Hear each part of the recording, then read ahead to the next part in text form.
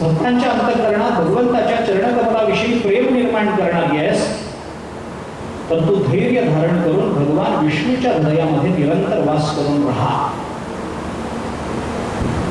वैष्णवांच्या अंतःकरणात राहा. हे सांगितल्यानंतर भक्तीला बरं वाटलं. त्यानंतर सुतांनी या भागवताचं महात्म्य कळण्याकरता गोकर्णाचं उपाख्यान सांगितलं. त्याच्यामध्ये त्यांनी विस्ताराने ती कथा सांगितली. या सगळ्या कथेला आणि या उपाख्यानाला एक विशिष्ट अर्थ आहे. तुंगभद्रा नदीच्या तटावरती एक शहर चांगल्या पद्धतीचं, त्या नगरामध्ये श्रौत आणि स्मार्त करणं जाणारा एक आत्मदेव नावाचा ब्राह्मण राहत असे. धनवान होता, खूप संपत्ती होती, तशी संपन्नता होती. त्याची बायको होती, तिचं नाव होतं धुंदुली. काय नावं ठेवतात माहीत नाही. धुंदुली हे काय नाव असतं काय बायकोचं, पण होतं त्याच्या बायकोचं. नावं ठेवताना म्हणजे दुसऱ्यांना नाही, पाळण्यात घालून नाव ठेवताना त्या नावाच्या अर्थाचा विचार करून नाव ठेवलं पाहिजे. वाटेल की नावं नवीन दिसतं म्हणून काही नावं ठेवली जातात. काही नावं असतात नवीन आहे, आतापर्यंत ऐकण्यात नाही म्हणून नाव ठेवलं. नावं ही अशी असावी, 12व्या दिवशी वडिलांनी मुलाचं नाव किंवा मुलीचं नाव ठेवावं असं शास्त्र आहे. द्वादशे हनी पिता नाम कुर्यादित ईश्वरेच्छा असं शास्त्र आहे. आत्यामधून कुठून घुसली हे कळायला मार्ग नाही. कोणत्याही शास्त्रात आत्याने नाव ठेवावं असं सांगितलं नाही. वडिलांनी 12व्या दिवशी नाव ठेवावं असं विधान आहे. पण तिच्या पाठीत मारायला मिळतं म्हणून वैदिनीच काही कट केलाय का काय हे कळायला मार्ग नाही. भगवंताची नावं असावी, देवीची नावं असावी, ज्या नामाच्या उच्चारणामुळे आपल्याकडून सहजतेने भक्ती घडावी, नामस्मरण घडावं. काहीतरी अर्थपूर्ण नावं असावी. काही नावं ठेवली त्याला काही अर्थ नसतो.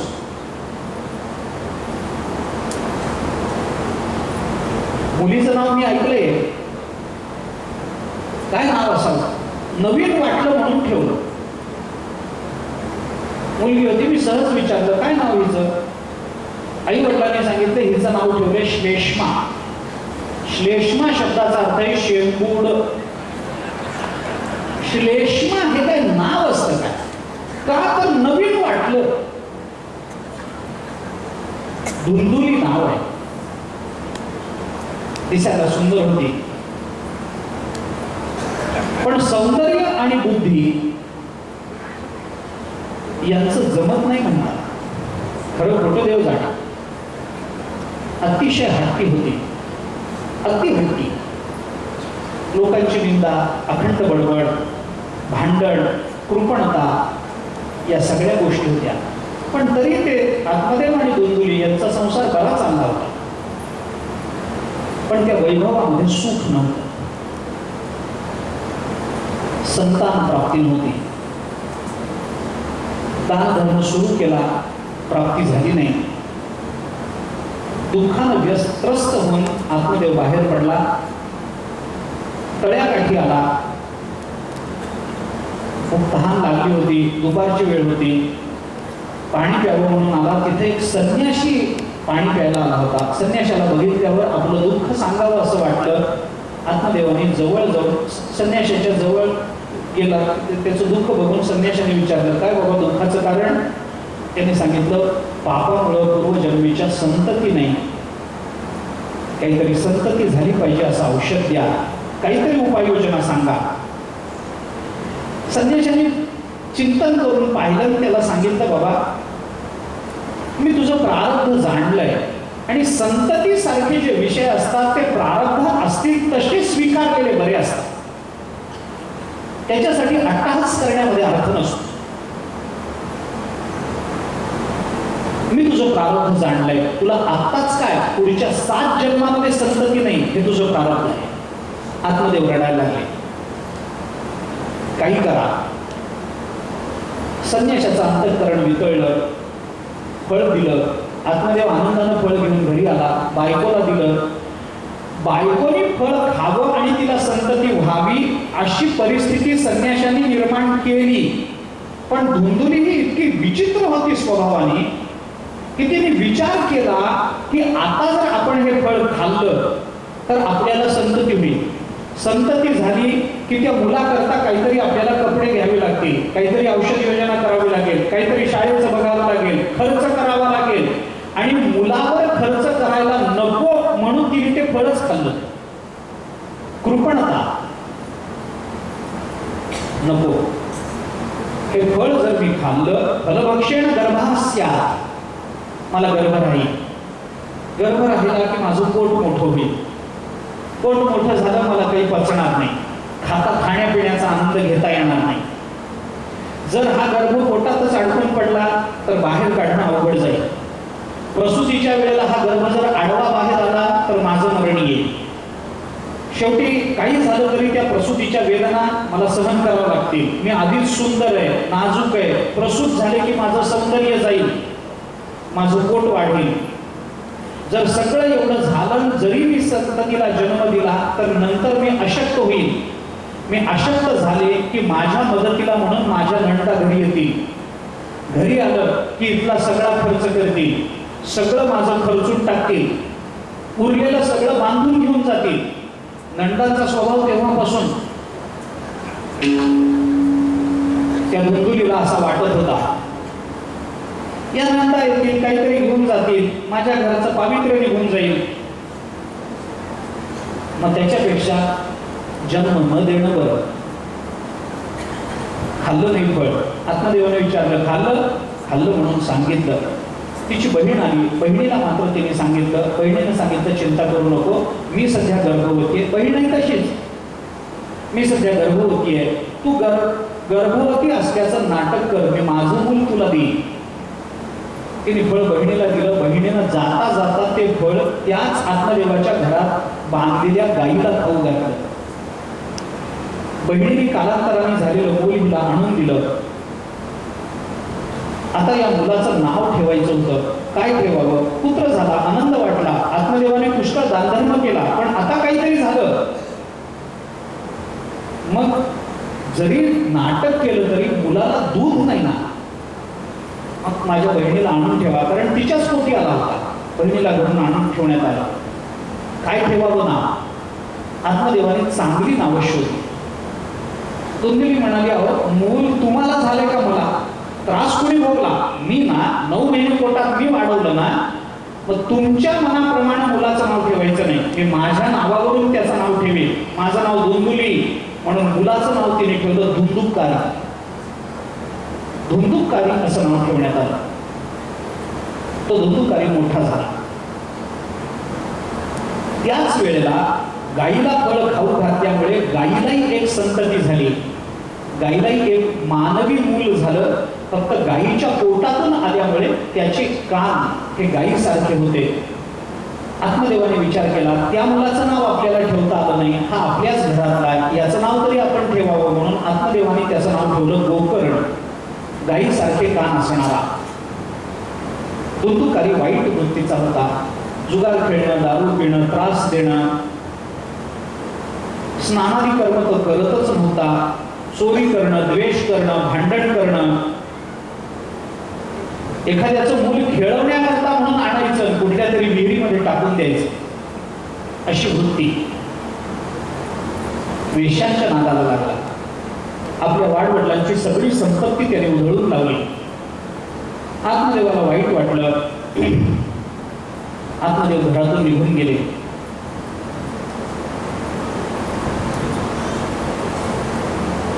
गोकर्णही घरातून बाहेर पडला.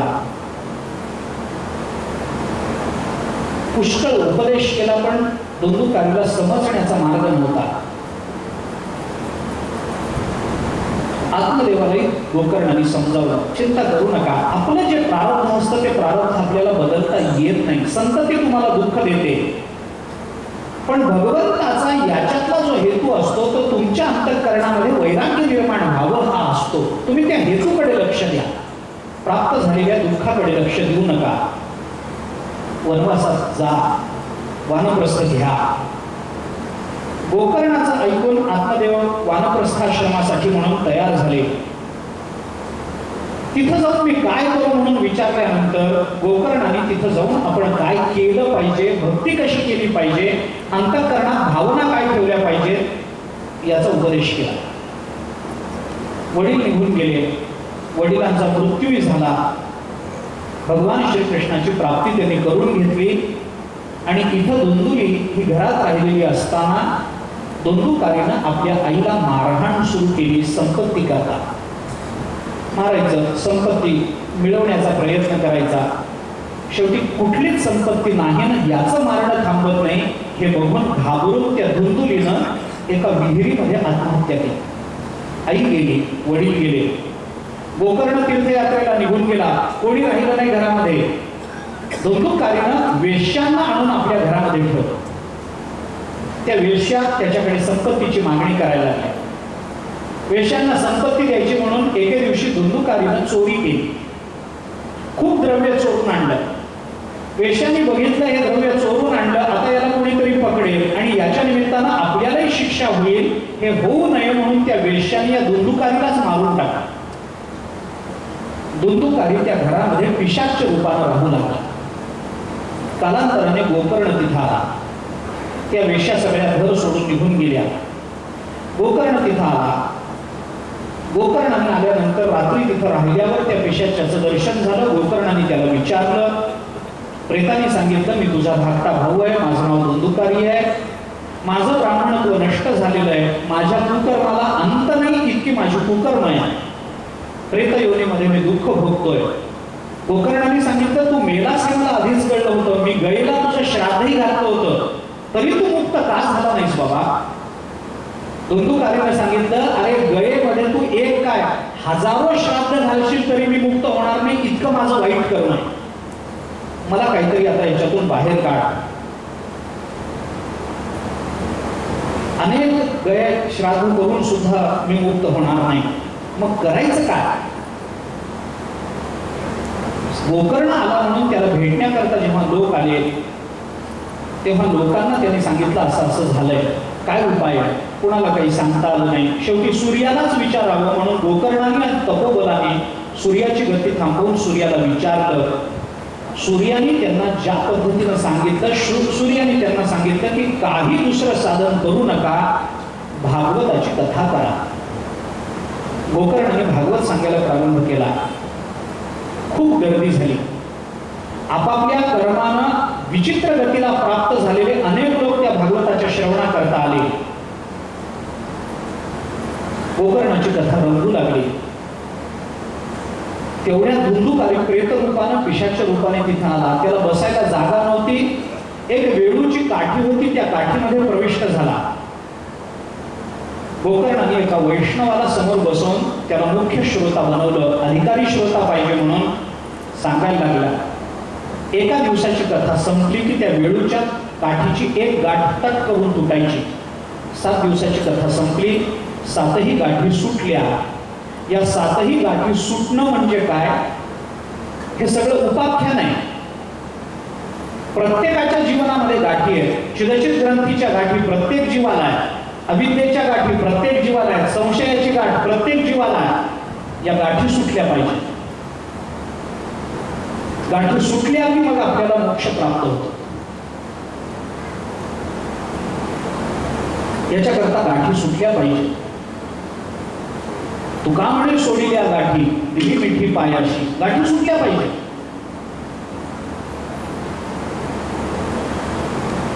सगळ्या गाठी सुटल्या. भागवतानं पिशाच्याला सुद्धा मुक्त केलं. हे भागवताचं सामर्थ्य याच्यातून सांगायचंय.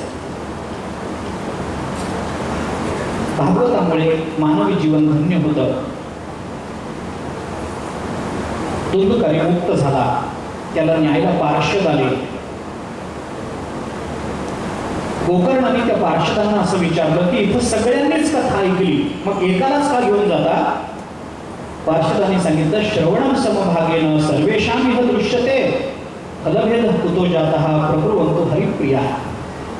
त्यांनी सांगितलं, बाबा जरी सगळ्यांनी श्रवण केलेलं असलं तरी श्रवणस्य विभेदेन फलभेदो अत्र संस्थितः श्रवणं तु कृतं सर्वैः न मननं कृतं कृतं.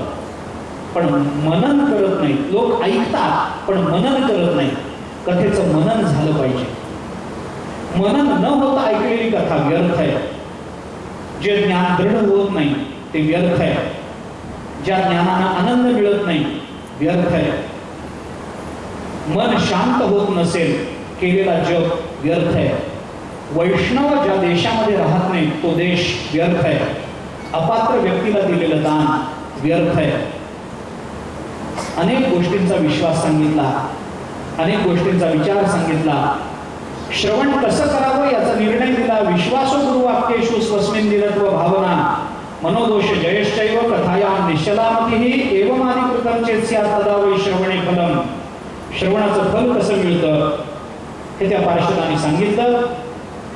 त्यानंतर पुन्हा संताधिकांनी सांगितलं आता हा सगळा विधी सप्ताह कसा असतो ते आम्ही सांगतो. तो सगळा सप्ताह विधी त्यांनी सांगितला. यजमानाने काय करावं, श्रोत्यांनी कसं ऐकावं हे सगळं सांगून झाल्यानंतर सनकादिक म्हणाले या भागवताच्या श्रवणानं भोग आणि मोक्ष प्राप्त होतात. सुतांनी ते सगळं ऐकलं. नारदांना सांगितलं. नारद म्हणाले आम्ही धन्य आहोत की आम्हाला ही भागवत कथा ऐकता आली, करता आली. या भागवत कथेला सर्व धर्मामध्ये मी श्रेष्ठ मानतो. श्रवणं सर्वधर्मेभ्यो वरं मन्ये तपोदना वैकुंठस्थो यतः कृष्णः श्रवणाद्यस्य लभ्यते. याच्या श्रवणाने परमात्म तत्व प्राप्त होतं. त्याच वेळेला भगवान शुकाचार्य तिथे आले आणि भगवान शुकाचार्यांनी या भागवताचं वर्णन करताना सांगितलं निगम कल्पतरोर्गलितं फलम शुकमुखात् अमृतद्रव संयुतं पिबत भागवतं रसमादयं मुहुरहो रसिका भुवि भावुकाः धर्मः प्रोज्झित कैतवोत्र परमो निर्मत्सराणां सतां वेद्यं वास्तवमत्र वस्तु शिवदं तापत्रयोन्मूलनं श्रीमद्भागवते महामुनिकृते किं वा परैरीश्वरः सद्यो हृद्यवरुध्यते प्रकृतिभिः शुश्रूभिस्तत्क्षणात्. व्यासांनी महापुराणाची रचना का केली याचा विचार सगळा सांगितला. भगवान शुकाचार्यांनी भागवताचं महात्म्य सांगितलं. शौनकांनी सुतांना विचारलं. शुकदेवांनी परीक्षितीला, गोकर्णाने दुंदुकारीला, सनकादिकांनी नारदांना कोणकोणत्या वेळेला ही कथा सांगितली ते सांगा. सुतांनी त्या सगळ्याचा विचार सांगितला आणि एतां यो नियततया शृणोति भक्त्या यश्चनां कथयति शुद्ध वैष्णवाग्रे. जे पुरुष नियमांचं पालन करून भक्तिभावानं ही कथा ऐकतात, शुद्ध अंतःकरणानं या भक्तीमध्ये आपलं चित्त प्रविष्ट करतात, त्या सर्वांना नियमांचं पालन केल्यामुळे या भागवत कथेचं यथार्थ फल मिळतं. त्रैलोक्यामध्ये अशा श्रवण करणाऱ्या कोणत्याही श्रोत्याला त्रैलोक्यात असाध्य असं काही राहत नाही.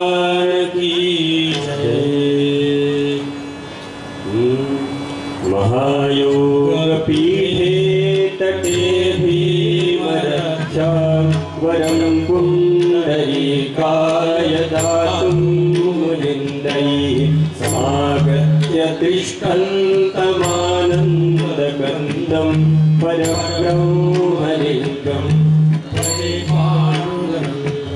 तडित्वाससं नीलमेघावभासं रमामन्दिरं सुन्दरं चित्प्रकाशं वरं त्विष्टिकायां समन्यस्तपादं परब्रह्मलिङ्गं भजे पाण्डुरङ्गं प्रमाणं भवाब्धेरिदं मामकानां नितम्बकराभ्यां धृतो येन तस्मात् विधातुर्वसत्यै धृतो नाभिघोषाः परब्रह्मलिङ्गं भजे पाण्डुरङ्गं स्फुरत्कौस्तु भालं कृतं कण्ठदेशे श्रियाजुष्टकेयूरकं श्रीनिवासं शिवं शान्तमीड्यं वरं लोकपालं परब्रह्मलिङ्गं भजे पाण्डुरङ्गं शरत् परागबिम्बाननं चारुहासं लसत्कुण्डलाक्रान्तगण्डस्थलाङ्गं जपारागबिम्बाधरं कञ्जनेत्रं परब्रह्मलिङ्गं भजे किरीटोज्ज्वलत्सर्वदिक्प्रान्तभागं सुरैरर्चितं दिव्यरत्नैरर्धैः त्रिभङ्गाकृतिं बर्हमाल्यावतंसं परब्रह्मलिङ्गं भजे पाण्डुरङ्गं विभुं वेणुनादं चरन्तं दुरन्तं स्वयं लीलया गोपवेशं दधारं गवां वृन्दकानन्दं चारुहासं परब्रह्मलिङ्गं भजे पाण्डुरङ्गं रुक्मिणीप्राणसञ्जीवनं तं दरन्धाम कैवल्यमेकं तुरीयं प्रसन्नं प्रपन्नार्तिहं देवदेवं परब्रह्मलिङ्गं भजे पाण्डुरङ्गं स्तवं पाण्डुरङ्गस्य वैपुण्यदं ये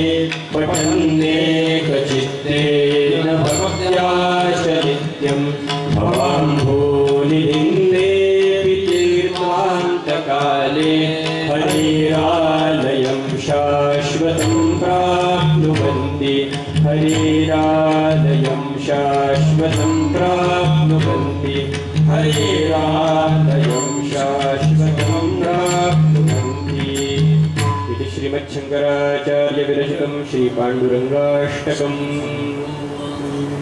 पंढरीनाथ भगवान की जय।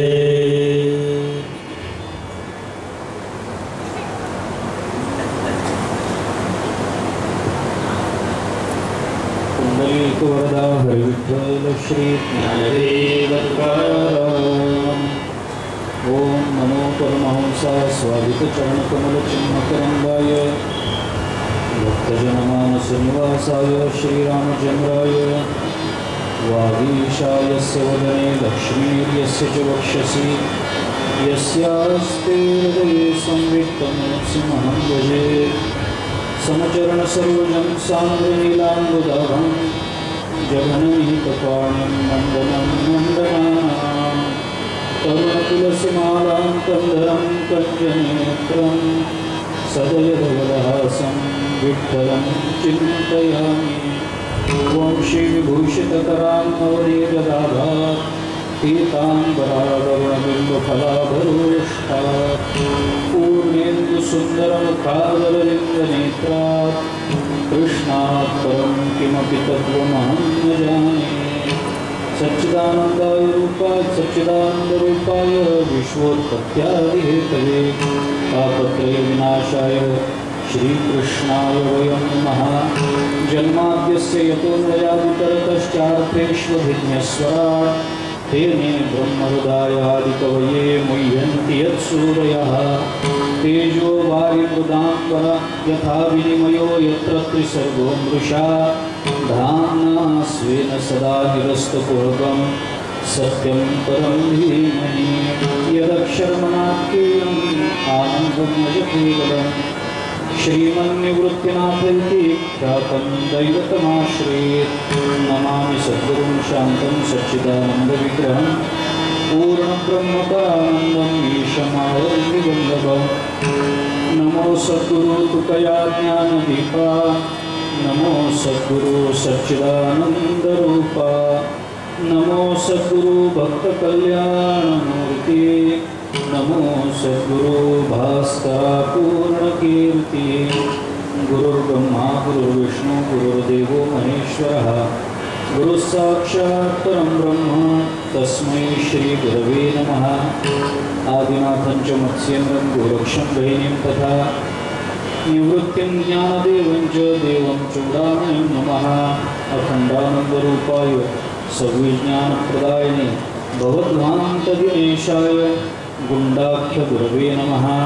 हरिं गुण्डागुरुं चैव नारायणं गुरुं तथा महीपतिं च धुण्डाख्यं भानुदासं गुरुं नमः। कुण्डलीकवरदा हरिविठ्ठल श्री ज्ञानदेव जन्माद्यस्य यतोऽन्वयादितरतश्चार्थेष्वभिज्ञस्वराट् तेने ब्रह्महृदायादिकवये मुह्यन्ति यत्सूरयः। तेजो वारिमृदां यथा विनिमयो यत्र त्रिसर्गो मृषा धाम्ना स्वेन सदा निरस्तकुहकं सत्यं परं धीमहि। भगवान श्रीकृष्णाच्या चरणकमलाची प्रीती सर्वांच्या अंतःकरणामध्ये निर्माण व्हावी याच्याकरता म्हणून भागवताचा जन्म झाला। मानवी जीवनाची धन्यता भगवत चरणाच्या प्रेमामध्ये आहे। आपल्या अंतःकरणामध्ये ते प्रेम निर्माण झालं पाहिजे, ते प्रेम वृद्धिंगत होत राहिलं पाहिजे। याच्याकरता म्हणून भागवताने भगवान श्रीकृष्णांच्या लीलांचं चिंतन केलं, भगवान श्रीकृष्णाच्या नामाचं चिंतन केलं, भगवान श्रीकृष्णांच्या गुणांचं चिंतन केलं। भागवताच्या महात्म्याचं चिंतन करून आपण पुढे आलेलो आहोत। भागवताच्या प्रथम स्कंधाला आज आपण प्रारंभ करतो आहोत। या प्रथम स्कंधामध्ये भागवताने आपल्याला भागवत श्रवणाचा अधिकारी कोण आहे या संबंधाचं चिंतन केलं।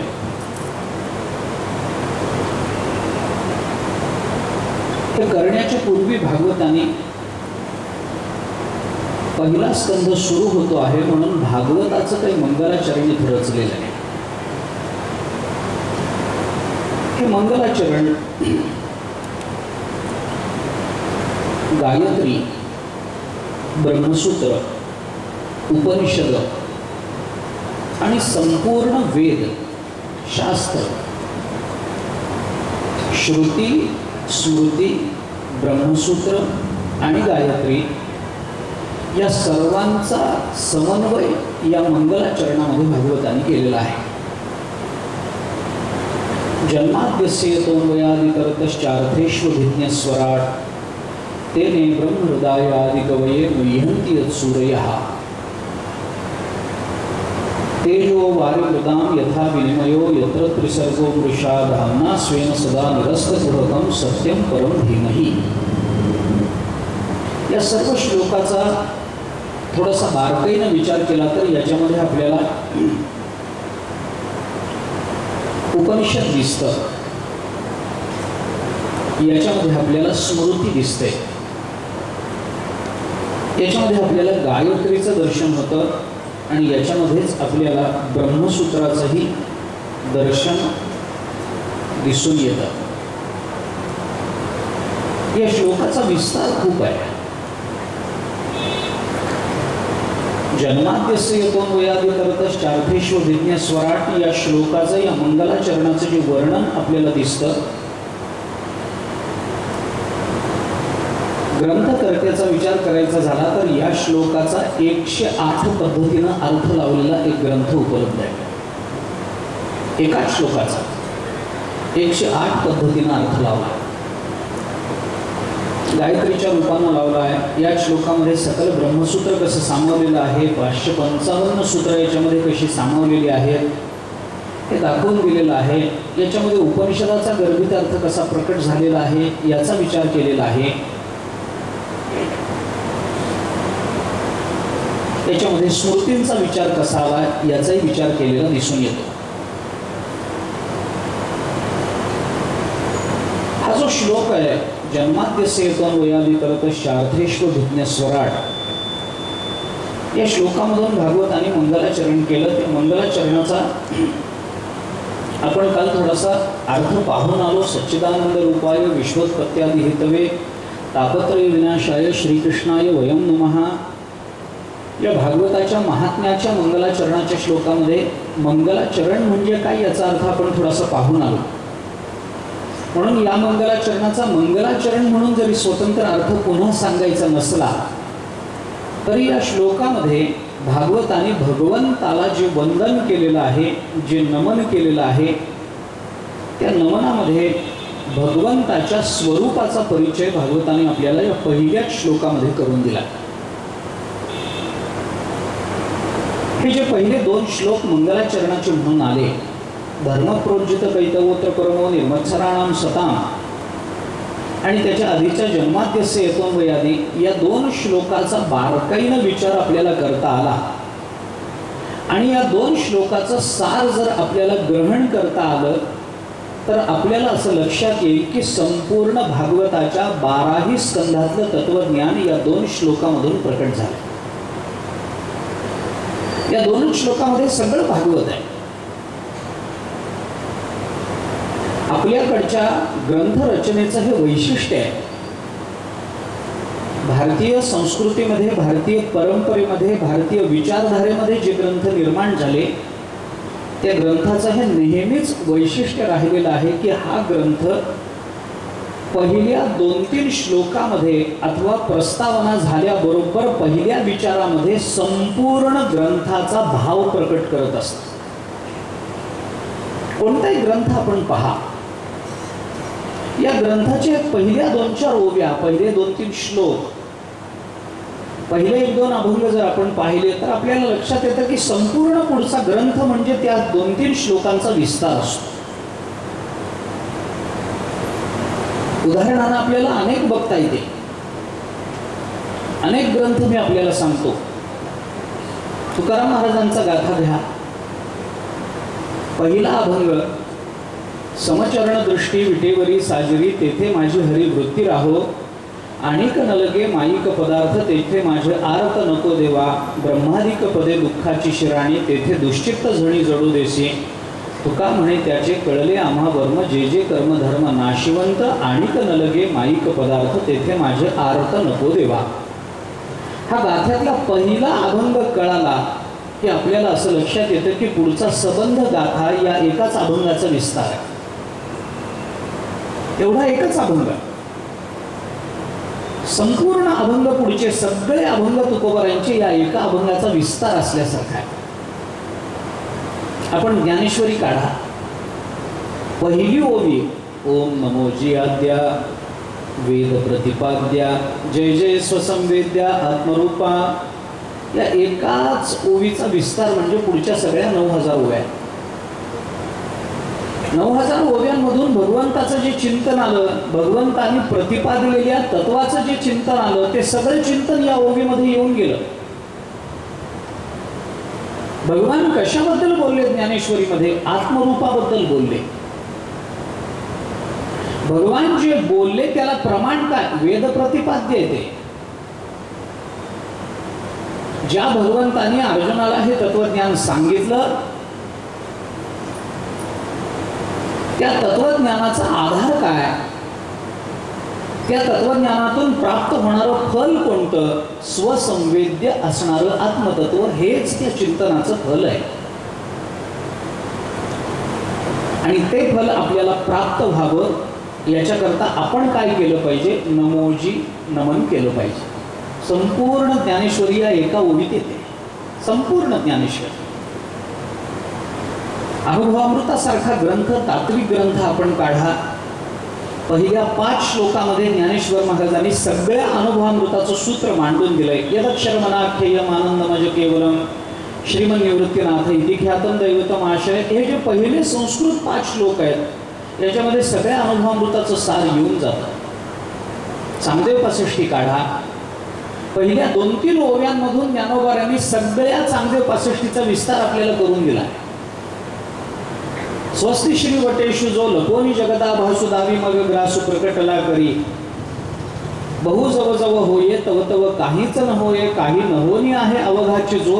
या 3च ओव्यांमध्ये ज्ञानेश्वर महाराजांनी जे चिंतन मांडलं, पुढच्या 62 ओव्या म्हणजे या 3 ओव्यांचा विस्तार. आपण हरिपाठासारखा ग्रंथ पहा. देवाची द्वारी उभा क्षणभरी हा एकच अभंग पाहिला आणि तो लक्षात आला की पुढचे सगळे अभंग या अभंगाचा विस्तारच वाटायला लागला. आपण गीता काढा, आपण भागवत काढा, आपण ब्रह्मसूत्र काढा, कोणतेही आपले ग्रंथ अशाच पद्धतीने अभिव्यक्त झाले. त्यांचं प्राकट्यच असं आहे, त्यांची रचनाच अशी आहे. म्हणून शहाणी माणसं पहिल्यांदा जे बोलतात त्याच्याकडे आपण लक्ष दिलं पाहिजे, कारण पहिल्यांदा ते नेहमी सूत्ररूपानं बोलत असतात आणि ते सूत्ररूपानं आपल्याला कळत नाही, म्हणून शहाण्यांना नंतर विस्तार करावा लागतो. शहाणी माणसं कमी बोलतात किंवा कमी बोलतात ती शहाणी असतात.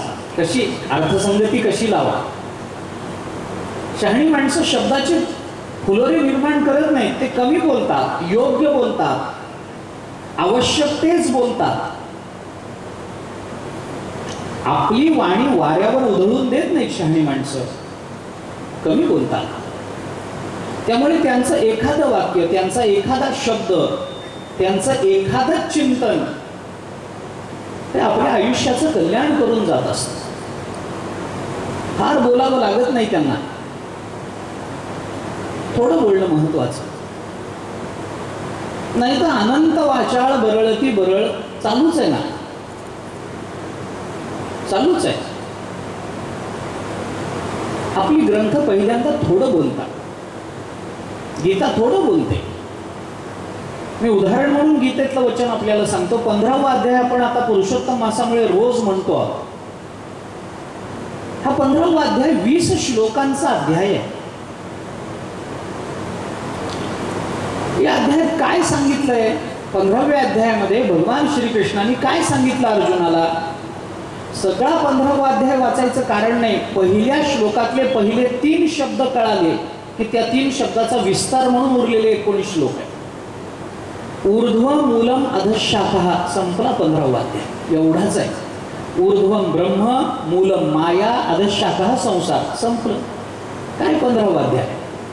15व्या अध्यायात विस्तार कशाचा? याच 3 तत्वांचा विस्तार आहे. उरलेले 19 19.5 जे श्लोक आहेत की 15व्या अध्यायाचे, कृतकृत्यश्च भारत इथपर्यंत आपण जी कृतकृत्यता अनुभवाला येतो किंवा अनुभवाला येते गीता पठणाने 15व्या अध्यायाच्या चिंतनाने, तो जो बुद्धिमान होतो म्हणून सांगितलं, जे गुह्य म्हणून सांगितलं, इति गुह्यतमं शास्त्रमिदं उक्तं मया नघ एतद् बुद्ध्वा बुद्धिमान स्यात्, हे फल सांगितलं. पण एतद् बुद्ध्वा काय जाणल्याने? हे जाणल्याने म्हणजे काय जाणल्याने? काही नाही, 3च गोष्टी जाणायच्या. ऊर्ध्व मूलम अधशाखा झाला 15वा अध्याय. ही 3 पद ज्याला कळाली त्याला 15व्या अध्यायाचा विस्तार करायचं कारण नाही. पण ही 3 पद कळत नाही म्हणून द्वामिम पुरुष लोके म्हणावं लागतं. याच्यातलं ऊर्ध्वम असणारं परब्रह्म कसं आहे हे माहिती नाही म्हणून यदादित्यगतम तेजो जगत भासयते खिलम सांगावं लागतं, नाही तर सांगायचं कारण नाही. आपण चिंतन करून पहा. 12व्या अध्यायाचा विचार अर्जुनाच्या प्रश्नातून सुरू होतो. एवं सतत युक्ताय भक्त वास्तवाम पर्युपासते चाप्यक्षरमे युक्तम तेषां के योगवित्तमा. पुढचा सगळा 12वा अध्याय वाचायचं कारण नाही. 12व्या अध्यायाचं रहस्य लक्षात घ्यायचं झालं तर भगवंताच्या श्लोकातले पहिले 2 शब्द लक्षात घ्या. मय्या वेश्य मनोयमाम, संपला 12वा अध्याय. काय 12वा अध्याय? त्याच्यात कोणत्या तत्वाचं प्रतिपादन केलं, विस्तार कोणता केला, याच्यापेक्षा विस्तार कशाचा केला हे लक्षात आलं की केलेला विस्तार विस्तारानं लक्षात घेण्याचं कारण नसतं. आपल्या भारतीय संस्कृतीचं हे वैशिष्ट्य आहे. आपल्या विचारवंतांच्या, आपल्याकडच्या विचारवंतांच्या बुद्धीची ही व्यापकता आहे की ग्रंथाची रचना करतानाच ते अशी करतात की पहिल्याच अल्प शब्दामध्ये त्या सर्व ग्रंथांचं सार सांगून जातात. आणि हे सार सर्वसामान्यतः सामान्य माणसाला कळत नाही म्हणून मग पुढचा विस्तार करावा लागतो. हे त्यांनाही माहिती आहे की हे सार सगळ्यांना कळत नाही. जे विद्वान आहेत, ज्यांना सार ग्रहण करण्याचं सामर्थ्य आहे, त्यांना सगळं वाचावं लागत नाही. त्यांनी दृष्टी टाकली, एक शब्द पहिला कळाला की त्यांना ग्रंथ सुटत जातो. काय सांगायचं? भागवताच्या पहिल्या स्कंधातले हे पहिल्या अध्यायातले 2 श्लोक म्हणजे संपूर्ण भागवताचं सार आहे. संपूर्ण भागवत म्हणजे वेदाचं सार आहे. वेद तरुचे मधुर फळ असं आहे. 2 वेळेला हा श्लोक भागवतामध्ये आला. निगमकल्पतरोर गलितम फलम शुकमुखाद अमृतद्रव संयुतम पिबत भागवतम रसमालयम मुहुरहो रसिका भुवि भावुकाः. निगमकल्पतरोर गलितम फलम, वेदरूपी कल्पतरूला लागलेलं अत्यंत परिपक्व झालेलं असं हे अत्यंत मधुर फळ म्हणजे भागवत आहे. काल आपण दृष्टांताचा विचार करताना हे बघून आलो. सबंध झाडामध्ये रस असतो पण तो फळातूनच अभिव्यक्त व्हावा लागतो. वेदाच्या प्रत्येक अक्षरामध्ये आपल्या जीवनाच्या कल्याणाचं सामर्थ्य आहे. पण माणसांना पानं खाण्यात स्वारस्य वाटत नाही, फांद्या खाण्यात स्वारस्य वाटत नाही, त्याचा बुंधा तोडण्यात स्वारस्य वाटत नाही. रस असतो, स्वारस्य असतं ते फक्त फलातच असतं. वेदरूपी कल्पतरूला लागलेलं भागवत हे एक फल आहे आणि ते कच्चं नाही आहे, पक्व झालेलं फल आहे. गलितम फलम, गलित आता पडण्याकरता सिद्ध झालेलं, देठापासून तुटण्याकरता सिद्ध झालेलं असं हे फल आहे. अतिशय मधुर आहे. कशावरून? शुकमुखात, कारण त्याला पोपटाची चोच लागली. कोणता पेरू गोड मानला जातो? ज्याला पोपटाची चोच लागते तो पेरू गोड मानला जातो. इथे शुक या पदावर श्लेष आहे. शुक शब्दाचा अर्थ जसा पोपट होतो तसा शुक या शब्दाचा अर्थ होतो भगवान शुकाचार्य. भगवान शुकाचार्याचं तोंड यायला लागलं म्हणजे भगवान शुकाचार्यांच्या मुखकमलातून हे प्रकट झालंय. त्यामुळे भगवान शुकाचार्यांचं ते उच्चिष्ट आहे आणि भगवंताचं ते उच्चिष्ट आहे, शुकाचार्यांचं ते उच्चिष्ट आहे. अतिमधुर आहे. अमृतद्रव संयुतम, संपूर्ण फल द्रव संयुक्त आहे, अमृत द्रवाने भरलेलं आहे. याच्यामध्ये बिया नाही, याच्यामध्ये कोय नाही, याला साल नाही, याच्यातलं काहीही टाकून द्यायचं नाही. कोणतंही फळ खायचं म्हटलं की त्याचं काही टाकून द्यावं लागतं, टाकून दिलं जातं. शुकमुखात असा श्लेष करण्याच्या मागे हाच हेतू आहे की बहुतेक पोपट जे आहेत ते बहुतेक पेरू खातात आणि पेरू हे फल असं आहे की त्याचं सालही टाकून देत नाहीत आणि त्याचं बी टाकून देत नाही. काही गोष्टी आपल्याला वरचंच खाण्याला परवानगी असते. वर खारीक खायचंय, वरचंच खावं, आतलं बी खाण्यामध्ये स्वारस्य नसतं. खारीक खाताना वरचं खावं, आंबा खाताना वरचंही खाऊ नये, आतलंही खाऊ नये, मधलं खावं. काही गोष्टी, काही फलं अशी आहेत की वरून खावी लागतात, काही फलं मधलं खावं लागतं आणि काही फलांमध्ये आतलं खावं लागतं. बदाम खायचा असेल तर वरचं टरफल टाकून द्यावं लागतं, आतलं बीज खावं लागतं. काही गोष्टी वरून खायच्या, काही गोष्टी आतून खायच्या. पण हातावर जर पेढा पडला तर वरचं खायचं का आतलं खायचं? विचारच करायचा नाही, जसं येईल तसं. तसं भागवताला साल नाही, भागवताला कोय नाही, भागवतात त्याज्य काही नाही. म्हणून अमृतद्रव संयुतम या भागवताचं भाविकांनी दिवस रात्र पान केलं पाहिजे ही अपेक्षा भागवताच्या संबंधानं व्यक्त झाली. सार रूपाने या 2 श्लोकामध्ये संपूर्ण भागवत प्रकट झालं. भागवताची ही 2 मंगलाचरण आहेत. याच्यातल्या एका श्लोकामध्ये भगवंताच्या स्वरूप आणि तटस्थ लक्षणाचा विचार आहे आणि दुसऱ्या श्लोकामध्ये धर्माचा विचार आहे. हे भागवत आम्हाला काय प्राप्त करून देतं? भागवत हेच साध्य कसं आहे आणि भागवत हेच साधन कसं आहे या ग्रंथ स्तुतीमध्ये दुसरा श्लोक प्रवृत्त झाला. भगवत स्तुतीमध्ये पहिला श्लोक प्रवृत्त झाला. एखादं तत्व ग्रंथातून आपल्याला प्राप्त करून घ्यायचं असेल, ते तत्व आपल्याला कळायचं असेल तर केवळ आपण तो ग्रंथ वाचतो म्हणून आपल्याला तो ग्रंथ कळतो असं नसतं. ग्रंथाचं वाचन अनेक जण करतात, पण सगळ्यांनाच तो ग्रंथ कळतो असं नाही, सगळ्यांच्याच तो आचरणातून प्रकट होतो असं नाही.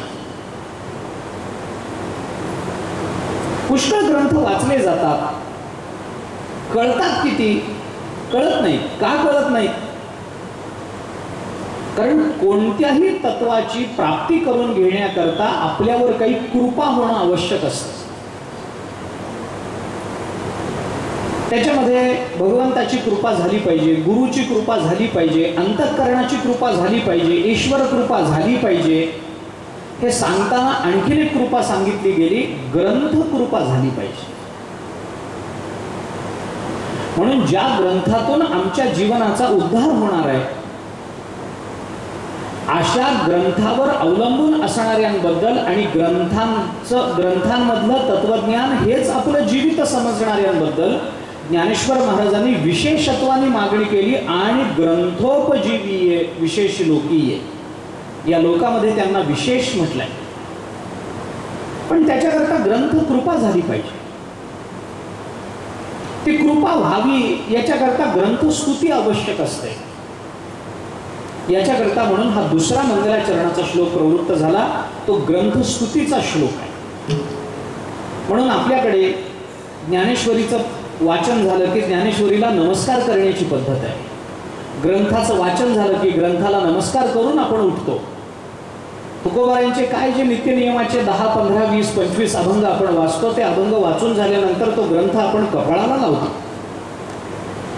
ग्रंथाची शरणागती स्वीकारली पाहिजे. ग्रंथ कृपा करतो, ज्ञानेश्वरी कृपा करते. बहुतेकांचं हे म्हणणं आहे की ज्ञानेश्वरी कळत नाही. हो, ज्ञानेश्वरी वाचा म्हटलं की तक्रार पहिली, कळत नाही. कळत नाही ही गोष्ट खरीच आहे. कुणाला कळाली? मग ज्ञानेश्वर महाराज सोडले तर कुणाला कळाली? तुकोबाराय सोडले तर कुणाला कळाली? कळत नाही गोष्ट खरी आहे, पण कळत नाही म्हणून ज्ञानेश्वरी सोडून देण्यात अर्थ नसतो. ज्ञानेश्वरी ही ज्ञानोबारायांची वाङ्मयी मूर्ती आहे. वाचत राहिलं पाहिजे, त्याच्यावर बोट फिरवत राहिलं पाहिजे. त्या शब्दाचं आम्हाला ज्ञान होवो अथवा न होवो, आम्ही ते शब्द वाचत राहिले पाहिजे. आम्ही त्याची शरणागती स्वीकारली, तू आम्हाला जवळ घे किंवा घेऊ नको, मी मात्र तुझ्या चरणाला आलेलो आहे असं म्हणून जर आपण ज्ञानेश्वरी वाचत राहू तर ज्ञानेश्वरीच आपल्यावर कृपा करते आणि आपल्याला हळूहळू ज्ञानेश्वरी समजायला लागते. कुणाची गरज नसते बाहेरून या शब्दाचा अर्थ काय, या ओवीचा अर्थ काय, याचा अन्वय काय लागतो, याची संगती मागच्या ओवीशी कशी लावावी, यांच्यातला अनुबंध काय, काही घेणं देणं नाही. श्रद्धेने वाचत राहिलं की ग्रंथ कृपा करतो. ज्ञानेश्वरीच आम्हाला समजावून देते ज्ञानेश्वरी काय आहे. तुकोबारायांचे अभंगच आम्हाला समजावून देतात काय अभंगाचं स्वरूप आहे, अभंगातला नेमका प्रतिपाद्य विषय काय आहे. आपण वाचत राहिलं पाहिजे.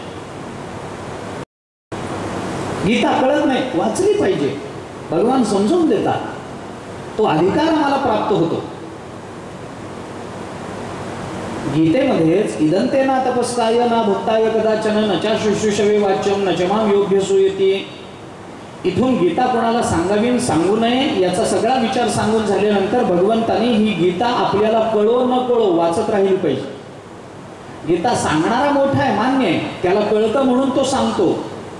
परंतु आम्हाला जर कळत नसेल तर आम्ही वाचत राहिलं पाहिजे. आम्हाला कळण्याची कृपा आमच्यावर होते. तत्वज्ञान ग्रहण करण्याची कृपा आमच्यावर होते. एक छोटासा दृष्टांत देईन आणि पुढे जाईन. भागवत वाचत राहिलं पाहिजे, श्लोक म्हणत राहिले पाहिजे. श्लोकाचा अर्थ कळत नाही आम्हाला, नका का कळे ना, आपण जन्माद्यस्य यतोन वयाधी करत म्हटलंच पाहिजे रोज. जर भागवतातलं प्रतिपाद्य आम्हाला समजून घ्यायचं असेल तर आम्हाला हे श्लोक म्हटले पाहिजे.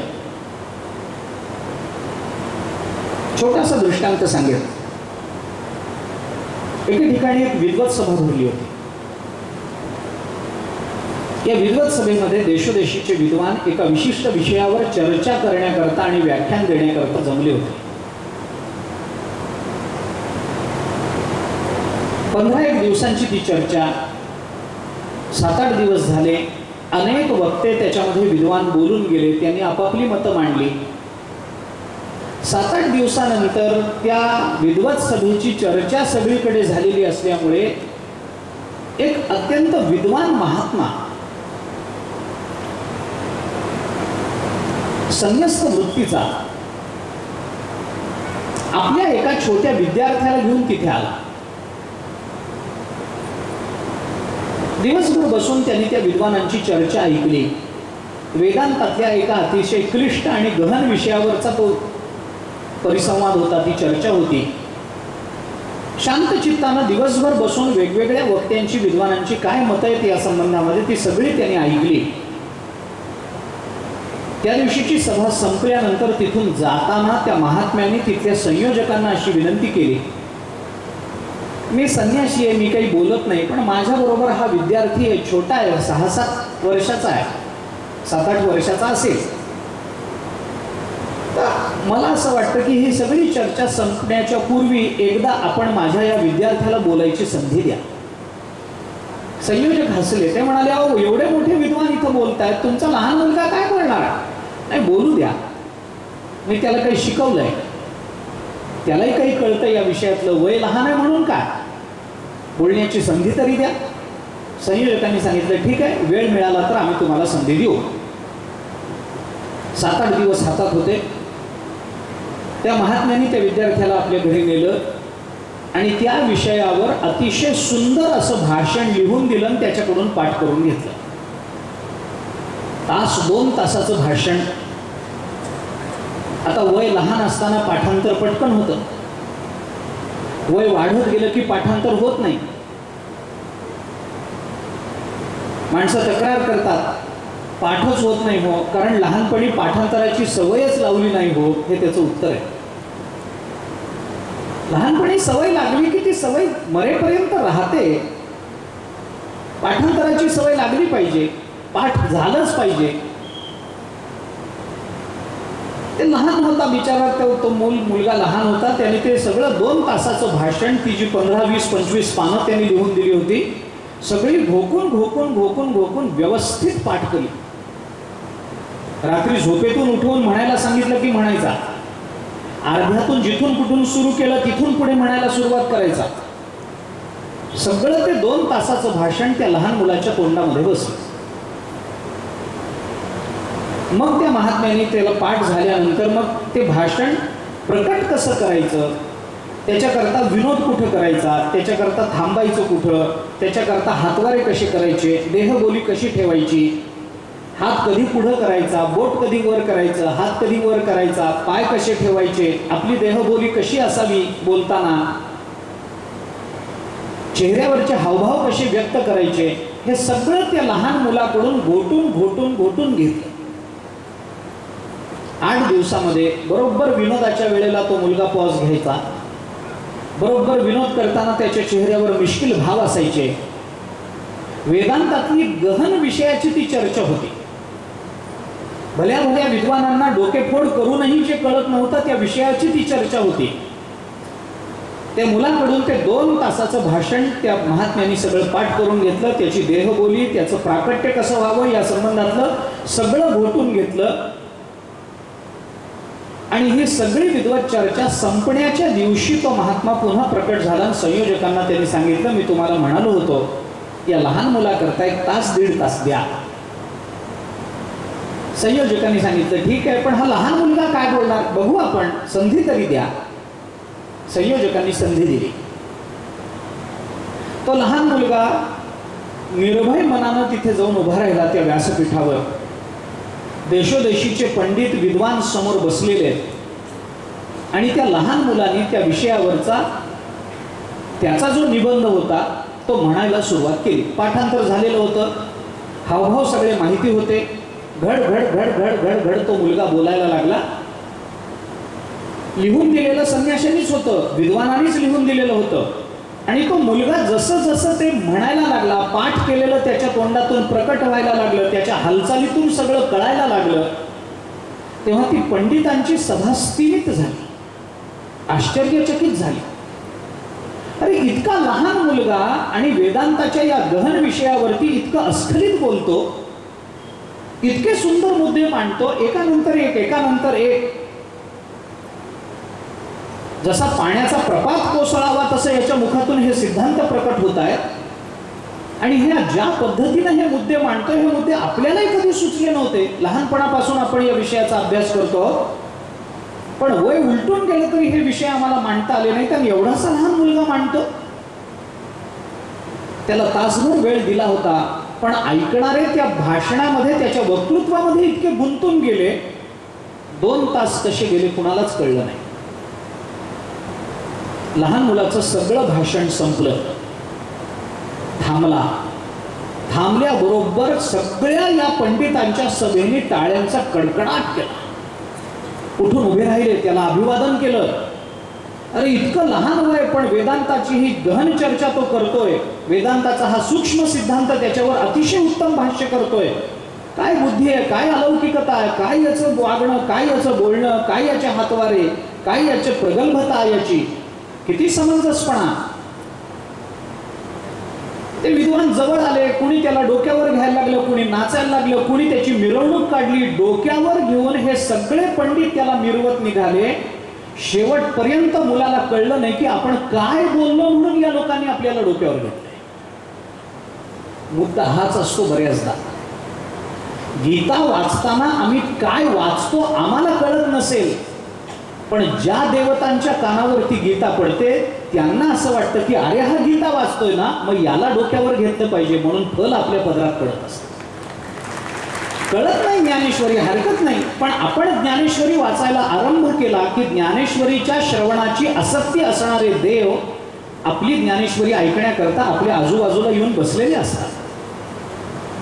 आपण गीता वाचायला प्रारंभ केला की गीतेची आवड असणाऱ्या सर्व देवता त्या गीतेच्या श्रवणाकरता आपल्या बाजूला येऊन बसलेले असतात. आम्हाला कळत नाही, पण त्या देवतांना कळतं ना, मग त्या देवता आम्हाला गीता कळावी याचा अनुग्रह आमच्यावर करतात. याच्याकरता कळलं नाही तरी वाचलं पाहिजे. आई वडील मुलाला एखादं काम सांगतात, मुलाला कळत नाही तरी मुलगा करतो ना. का करतो? आई वडिलांनी सांगितलं म्हणून. ज्ञानेश्वर महाराजांची ज्ञानेश्वरी आम्हाला कळत नसली तरी वाचावी का? आई सांगते ना, संपलं. गीता आम्हाला कळत नाही, वडिलांनी सांगितली आहे ना, वाचावी. त्या शब्दाचं उच्चारण करावं. भागवत या ग्रंथाची आपल्यावर कृपा झाली पाहिजे, अशाच पद्धतीने ती कृपा होते. जोपर्यंत ग्रंथाशी आपण सलगी करत नाही तोपर्यंत तो ग्रंथ आपल्यावर कृपेचा वर्षाव करत नाही. आणि तो व्हावा याच्याकरता धर्मप्रोज्जित कैतवोत्र परमो निर्मत्सराणाम सताम या मंगलाचरणाच्या 2ऱ्या श्लोकाची योजना भागवतांनी केली. पहिला श्लोक परमात्मा चरणाचा स्वरूप सांगणार आहे आणि जन्माद्यस्य यतोन्वयादितरतश्चार्थेष्वभिज्ञ स्वराट या मंगलाचरणाच्या पहिल्या श्लोकामध्ये